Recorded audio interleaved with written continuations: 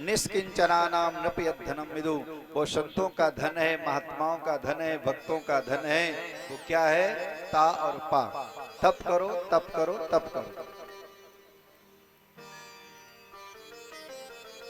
श्री सुखदेव जी कहते हैं, राजन, ब्रह्मा जी ने नारद जी को बताया कि भगवान ने मुझे चतुर्थ श्लोक की 4 श्लोक की भागवत मुझे श्रवण कराई,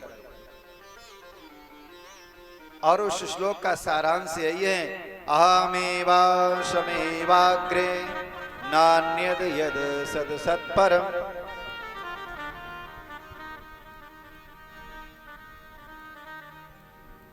सृष्टि से पूर्व ये जगत नहीं था, परमात्मा ही थे, और अंत में भी परमात्मा ही रहते हैं। जो बीच में वस्तु दिखाई देती है सज्जनों, वो मिथ्या होती है। आदावंते चयन नास्ति वर्तमाने तथा वितथा सदृशा संतो अवितथा एव लक्षिता। वेद कहते हैं जो आदि में नहीं, जो अंत में नहीं है, बीच में दिखाई देने वाली वस्तु वो ब्रह्म होता है, वो सत्य वस्तु नहीं होती। अथवा विश्व में जितना भी है चराचर जगत वो परमात्मा ही है, उससे अतिरिक्त एक पौराणिक मंत्र है, पूर्णमदः पूर्णमिदं पूर्णात् पूर्णमुदच्यते पूर्णस्य पूर्णमादाय पूर्णमेवावशिष्यते। वो पूर्ण ब्रह्म परमात्मा ही स्वयं पूर्ण जगत बन करके और अंत में पूर्ण ब्रह्म ही रहता है शेष। अत्र सर्वो विसर्गश्च स्थानं पोषणमूतयः मनमंत्रे ईशानु कथा निरोधो मुक्तिराश्रय। 10 भागवत के लक्षण बताए हैं। परीक्षित जी ने प्रश्न किया कि शौनक जी ने पूछा कि प्रभु महाभारत में विदुर जी क्यों शामिल नहीं हुए थे, और महाभारत में हो गया तब विदुर जी को ये पता चला, ऐसा क्या कारण था कि विदुर जी महाभारत में शामिल नहीं हुए थे? बोलिए सच्चिदानंद भगवान की। और यहीं से तृतीय स्कंद प्रारंभ होता है। श्री सुखदेव जी कहते हैं, राजन, उस समय की बात है, यदा तु राजा सुसुतान साधोन पोषणन्न धर्मेण विनष्ट दृष्टि। राजा धृतराष्ट्र राज्य कर रहे हैं और अपने पुत्रों को अधर्म पूर्वक पालन पोषण कर रहे हैं। पोषणन्न धर्मेण विनष्ट दृष्टि। भागवत के शब्दों की अलग अलग व्याख्या है। सुखदेव जी ने जब जैसा अवसर देखा तब तैसे शब्दों का प्रयोग किया। भागवत आप लोग ने श्रवण किया होगा, जब तक भगवान गोविंद मथुरा में वृंदावन तक रहते हैं तब तक कहते हैं कि नंद के सुत हैं, यशोदा के लाला हैं, और जो मथुरा में भगवान गए सो देवी की सुतम। वहां से उनकी भाषा बिल्कुल बदलती हुई दिखाई देती भागवत में। धृतराष्ट्र जी की जो नेत्र हैं वो तो जन्म से ही ज्योति नहीं थी, लेकिन भगवान सुखदेव कहते हैं पोषणन्न धर्मेण विनष्ट दृष्टि। उनकी आंखें फूटी हुई थी। आंखें तो उनकी पहले से फूटी थी, लेकिन व्यक्ति की आंखें कितनी होती हैं? 4 होती हैं। हर व्यक्ति के नेत्र कितने होते हैं? परीक्षित जी महाराज, कौन कौन से? आप तो ऐसे ही सारा कर रहे हो। हमको एक बात याद आ गई। एक लड़का अपने ससुराल गया, पढ़ा लिखा ज्यादा नहीं था। ससुराल में गया तो और पहली बार जाता है तो बड़ा सम्मान होता है। एक दिन की मेहमानी, दूसरे दिन की रहमानी, तीसरे दिन की बेईमानी।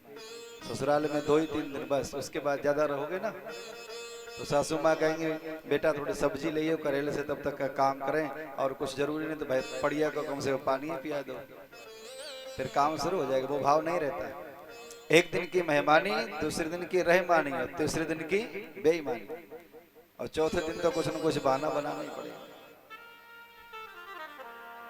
तो ससुराल में गया तो जो पत्नी की बहनें होती हैं बड़ा स्वागत सम्मान किया उन्होंने, और छोटी छोटी सी पूड़ियां बनाई, बिल्कुल 1-1 कौर की।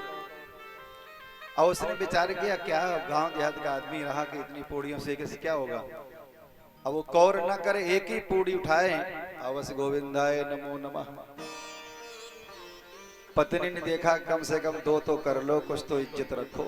इशारा किया दो तो कर लो, जैसे हमारे परीक्षित जी इशारा कर रहे थे, दो तो कर लो कम से कम।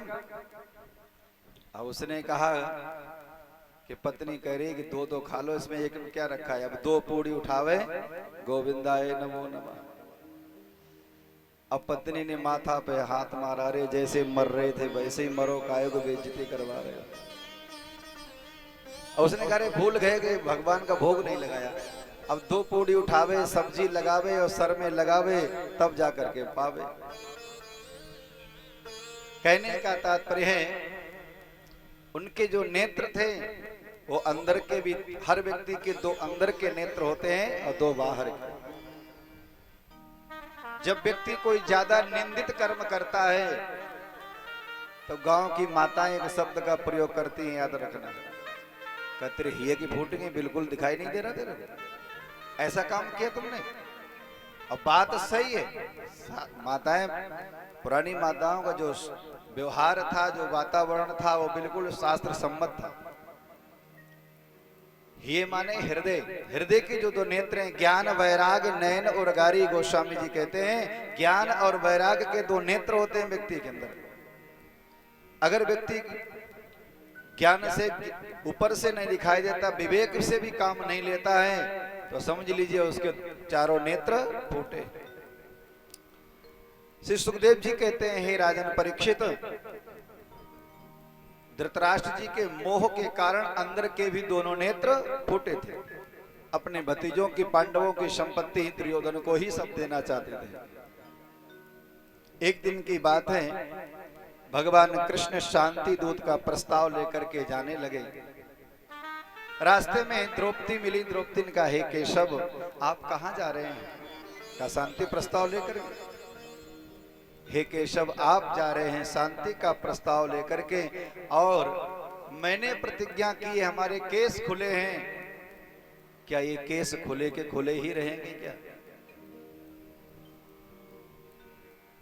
भगवान के मैं जा तो रहा हूं लेकिन वो समझेगा ही नहीं। और भगवान चल दिए। भीष्म पितामह धृतराष्ट्र जी ने, सभी ने बड़ा सुंदर भगवान का स्वागत किया। और भगवान ने एक ही बात रखी, का राजन अगर अन्याय आप करेंगे तो दुर्योधन को दुनिया नहीं लाग देगी, तुमको ही दोषारोपण करेगी। तुम राजा हो यहाँ के, और राजा का दायित्व बनता है, और ज्यादा नहीं तो कम से कम 5 गांव तो प्रदान कर दो पांडवों को।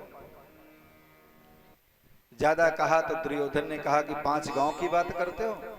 सूच्याग्रियम नैव दास्यामि बिना युद्धेन केशवः, हे केशव मैं सुई की नोक के बराबर भी जमीन बिना युद्ध के नहीं दे सकता। भगवान समझ गए अब इसका विनाश निश्चित है।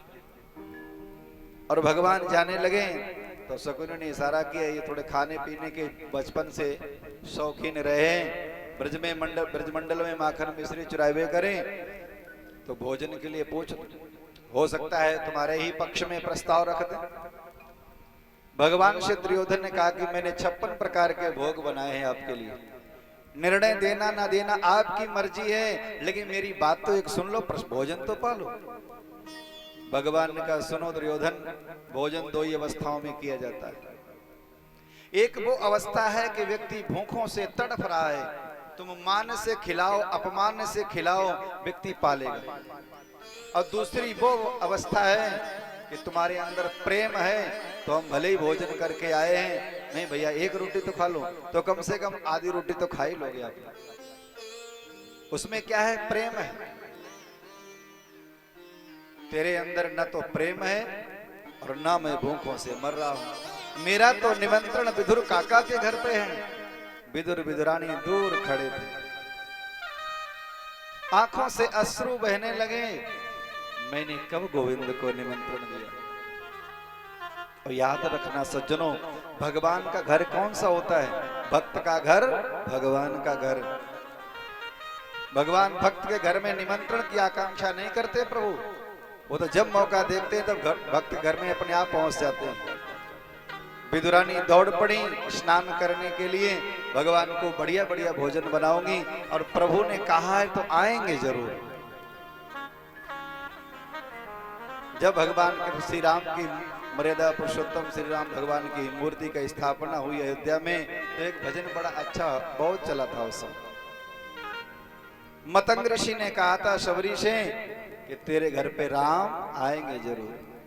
और एक बात, गुरु की बात पर विश्वास करके शबरी रोज बेर तोड़ तोड़ के लाती है और चखती है और जूठे ही रखती है कि भगवान को कहीं खट्टा तो नहीं लगे। इधर क्या है, विदुरानी के मन में यही भाव है कि आज प्रभु ने कहा है तो हमारे घर में आएंगे जरूर, मेरी झोपड़ी के भाग जरूर जगेंगे, क्योंकि गोविंद ने कहा है। तो बड़ी शीघ्रता से स्नान करने के लिए अंदर घर में चली जाती हैं और विदुर जी जाते हैं बाजार में मिठाइयां लेने के लिए नाना प्रकार की, और इधर विदुरानी जी स्नान करती हैं।